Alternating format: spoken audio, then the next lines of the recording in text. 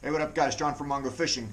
So the interview with the Tour Pro video, I ended up having to break it down into 3 videos. But I'll make sure to put kind of what's discussed in each video in the beginning of the video.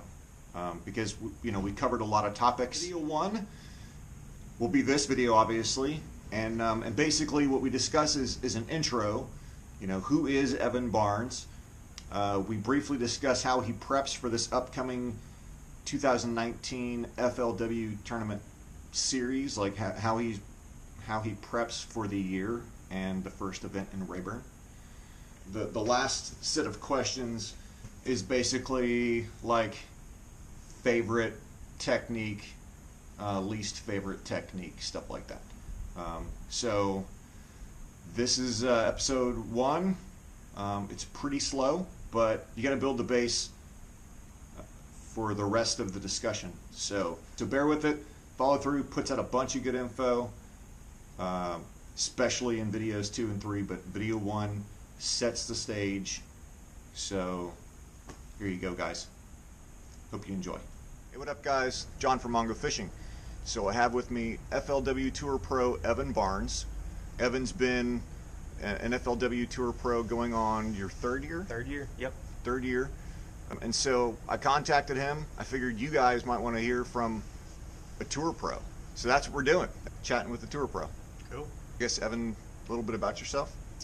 Well, like John said, I am starting my 3rd year fishing the Tour. And, man, honestly, it's been, I'm sure we could probably get into it a little bit later, but it's been a little bit of a struggle for me, the first couple of years. I've had some really good moments, but going into this 3rd year, I've got a lot of confidence. I've got a lot of confidence heading into this year, just because I think really because of just all the shakeup in the industry, MLF, bass, all the new aspects of it. I got a lot of confidence. I started fishing, heck, when I was 16, I think was when I fished my first tournament, and just started out like really all of us, fishing little jackpots and stuff like that, and man, had a decent amount of success, right off the bat. So it just fueled that fire, and then I started college and I fished at Arkansas Tech for 5 years, and had a sorry guys, bloopers. But no, I fished for Arkansas Tech for 5 years, and that was another just stepping stone for me. I was fortunate enough to have a lot of success there, and again just continue to fuel that fire, and built a dream of just becoming a professional fisherman. And I didn't know how to get there or where even to start, but through that and through the contacts and things that I made through that time, and then after that as well, it just led me to where I am today for sure. Right. Yeah. I read the roster, the 2019 roster. I think they said that like basically 20% of the applicants that put in to fish the tour this year didn't make the cut. Yeah. And it's going to be even tougher next year. Yeah, that's right. And honestly, the way my season went last year, I wasn't 100% sure I was even going to get in.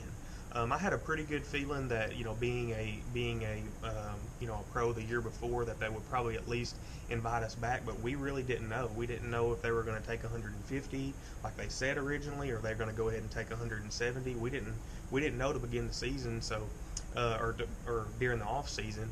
And so I just basically signed up and left it in God's hands and said, if it's meant to be, that's where that's what will happen.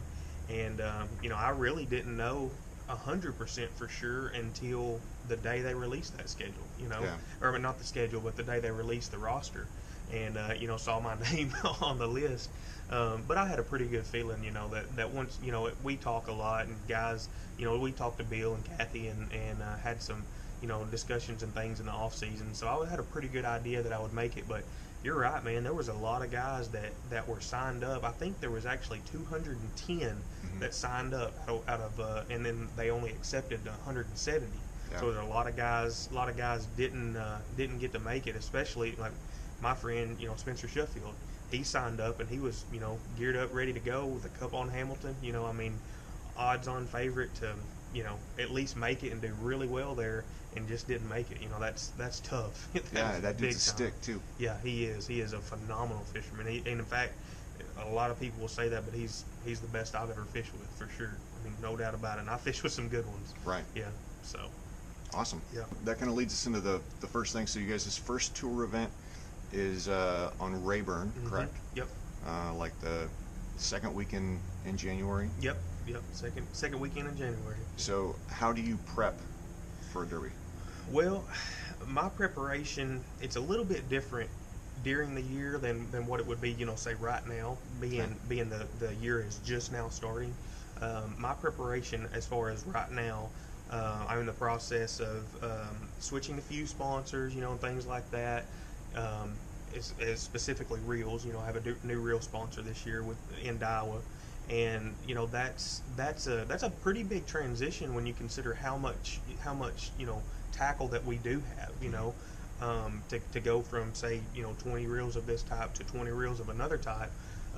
That's one thing that I'm doing right now is just that transition, trying to get all my rods, reels, tackle ready to go. Get that where it needs to be, and then I can start getting specific and start preparing for Rayburn. Rayburn's pretty typical that time of year. The trap bite at Rayburn is always strong. That time of year.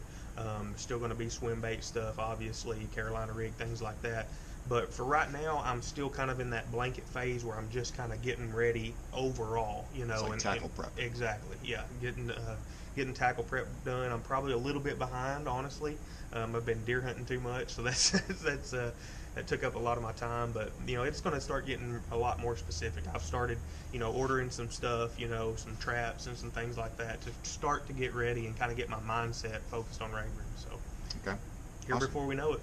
Yeah, I mean that's like 5 or 6 weeks away. Yeah. All right, so you mentioned Carolina rigging. Mm-hmm. Me personally, that's probably one of the techniques that I despise the most. So I guess for you, do you have a favorite technique or a least favorite technique, or favorite lure, least favorite lure? Well, my favorite is probably going to be different than say my strongest. My strongest. And you'd think a lot of times that it would be the same, but my favorite thing to do is it's got to be some sort of topwater, man. There's something about it when you see a fish come up and just blast a frog or blast a whopper plopper or something like that. I mean that moment of just, I don't even know what you call it, adrenaline or whatever, right before you set the hook on that fish. Right. I mean it's just that gets all over me.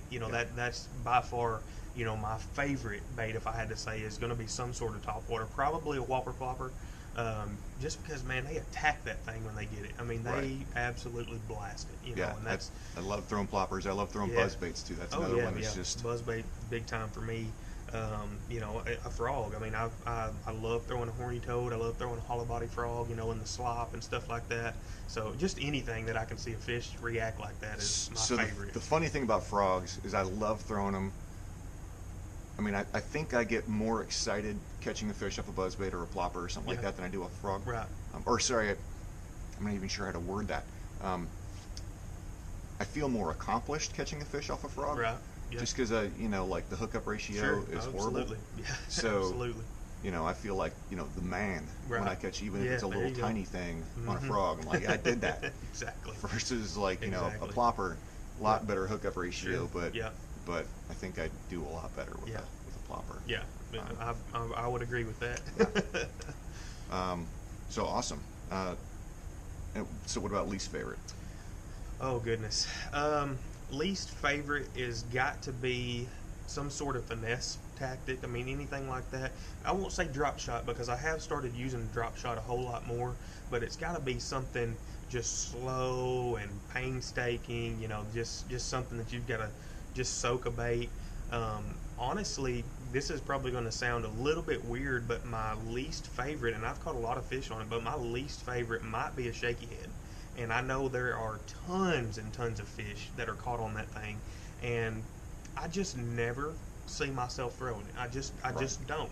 And I have in the past, and like I said, I've caught a lot of fish on it, but there's just something so slow about it for me that I just don't. First of all, I don't prefer a spinning rod to begin with. Right. You know, because I love to power fish, but shaky head is, if I had to say something that's pretty typical for most guys, I would say the shaky head is probably my least favorite. You know, I could go and say a Demiki rig or something like that, but something that's pretty standard that most guys do throw, that's probably my least favorite. If I had to say something like that. That makes sense. And the thing about it is, I mean, the guys that do good on tour, all of them throw it. And that's something that maybe I need to transition into, and maybe pick up that fifth keeper, or, you know, pick up a limit to start.